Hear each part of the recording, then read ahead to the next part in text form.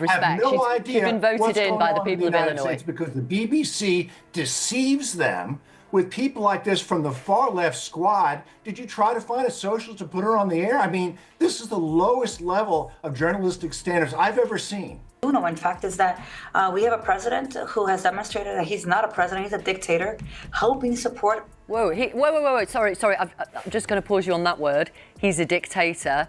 I mean, obviously, he won the popular vote, he won the Electoral College. So the BBC has been deceiving the British public for years. Those were the explosive words from Trump's spokesman as he confronted a BBC reporter in what quickly became one of the most heated media exchanges of the year. In this exclusive footage, we witness the raw, unfiltered moment when years of tension between Trump's team and British media erupted on camera. The spokesman's frustration about the BBC's choice to platform what he calls far-left perspectives reveals a deeper battle being waged over how news is presented to audiences worldwide. Before we move on, I'd like to ask you a small favour. If you appreciate this content, please take a second to like this video and subscribe to the channel. Over 98% of you watch the videos without subscribing. It costs you nothing, but it makes a huge difference to us. So, did you click the subscribe button? Great. Thank you so much. Now back to the video. Who was that you just interviewed?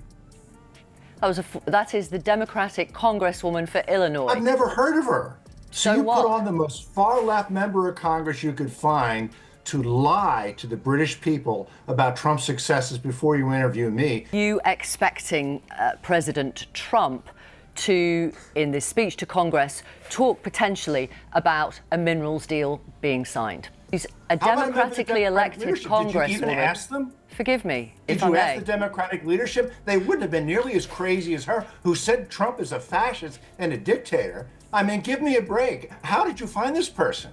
When we examine what triggered this heated exchange, a clear pattern emerges beyond this isolated incident. The Trump spokesperson's frustration didn't materialize from thin air. It stemmed from what he perceived as a calculated editorial decision. Out of 435 members of Congress, the BBC specifically chose to platform a Democratic congresswoman from Illinois who had used inflammatory language about Trump. This selection wasn't random. It represented what the spokesperson saw as a deliberate attempt to frame American politics through a particular lens for British viewers. The confrontation centered squarely on media representation. The spokesperson didn't simply object to criticism, he questioned why certain perspectives consistently received airtime. Are you expecting? Yeah, well, I think the British people realize the hypocrisy here. But anyway, jumping to the minerals deal, I think there's a good chance. Would you like me to answer your question? Please. She's a democratically elected congresswoman for Illinois. She will be there when President Trump addresses Congress.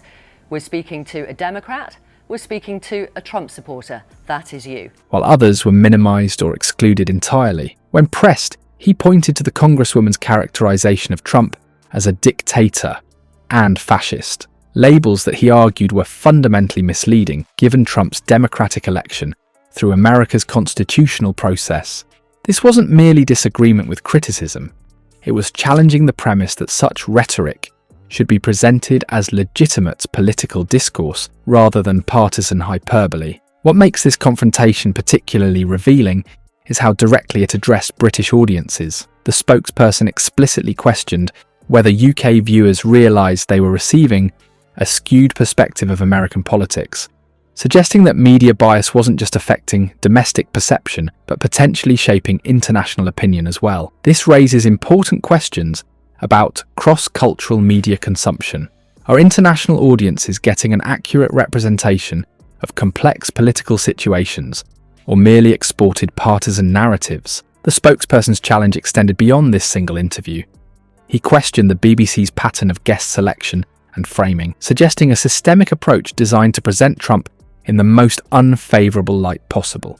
His frustration surfaced particularly around Ukraine peace negotiations, suggesting the BBC was downplaying potential positive developments in this arena. He specifically mentioned a potential minerals deal that could be good news for peace in Ukraine, arguing that such developments received minimal coverage compared to negative narratives. This accusation strikes at the heart of journalistic integrity. The selective presentation of facts to support a particular viewpoint rather than providing comprehensive coverage. The spokesperson wasn't merely objecting to criticism, but highlighting what he saw as a deliberate editorial choice to amplify certain voices while minimizing others. This raises legitimate questions about the responsibility of international media outlets when covering foreign politics. Is the goal to inform viewers with balanced information or to shape their opinions? The reporter's defensive response revealed something equally telling: an apparent inability to recognize the possibility of institutional bias. Rather than engaging with the specific examples provided, the response suggested that questioning editorial decisions was itself inappropriate. This defensive posture reflects a broader challenge within modern journalism: the difficulty many outlets have in acknowledging their own potential biases or examining how editorial choices shape public perception. What evidence supported the spokesperson's claims? Beyond the specific example of the Congresswoman, he pointed to a pattern of guest selection and questioning that he argued systematically presented Trump and his administration in a negative light. The spokesperson's argument wasn't that criticism should be absent, but that the BBC's coverage lacked the balance necessary for viewers to form independent judgments. When outlets consistently platform critics while minimizing positive developments, the cumulative effect creates a skewed representation that may not reflect reality. This exchange serves as a microcosm of the larger media landscape, where trust continues to erode as audiences increasingly question whether they're receiving fair, balanced reporting. The confrontation highlights the growing disconnect between traditional media institutions and segments of the public who feel their perspectives are misrepresented or ignored. When significant portions of the population believe media outlets are acting as partisan actors rather than honest brokers of information, democratic discourse itself becomes increasingly difficult. The implications extend far beyond this individual clash. When international media portrays foreign politics through a particular ideological lens, it can shape diplomatic relations, public opinion, and international cooperation. British viewers forming opinions about American politics based primarily on coverage that the spokesperson characterized as biased may develop misconceptions that affect everything from personal relationships to business decisions to electoral preferences in their own country. This extraordinary confrontation serves as a powerful wake-up call for viewers worldwide. Media literacy isn't just an academic concept.